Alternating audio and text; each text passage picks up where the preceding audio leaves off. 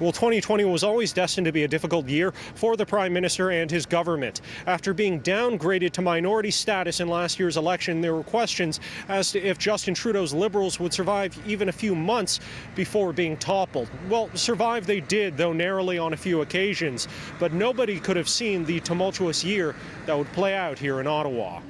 The train's not stopping, the train's not stopping. The first crisis came in February. Rail blockades began popping up across the country in support of Wet'suwet'en hereditary chiefs who are taking a stand against a BC pipeline project.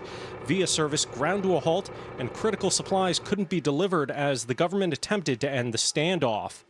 The barricades must now come down.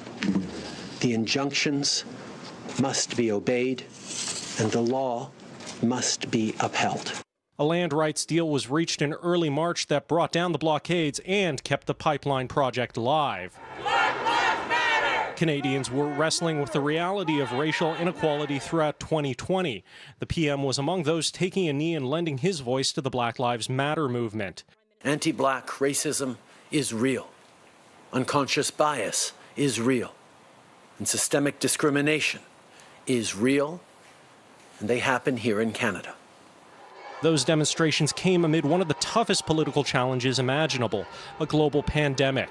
The COVID-19 crisis forcing the Liberal government to throw many of its spending plans aside and support Canadians during a lengthy and costly lockdown. Canada is in a fortunate position in that we have the fiscal firepower to act, and we will. But it was one of those support programs that nearly sent Canada spiraling towards another election. With We tapped to oversee a $900 million student grant program, an ethics investigation was launched into the Trudeau family's ties to the charity. That same scandal prompted Finance Minister Bill Morneau to step down and brought the PM under heavy scrutiny. It's so gross and disgusting that this Prime Minister keeps using the pandemic as an excuse for his corruption. Apologizing means nothing if the Prime Minister keeps on breaking the rules to help his wealthy friends. Trudeau would briefly prorogue Parliament and attempt to press the reset button with a new throne speech, but the scandal didn't go away, with the Liberals barely surviving a confidence motion that would have sent Canadians to the polls.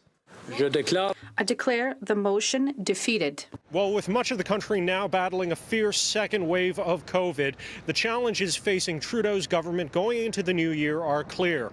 Guide and support the provinces through this wave, while also overseeing a massive rollout of the COVID vaccine here in Canada.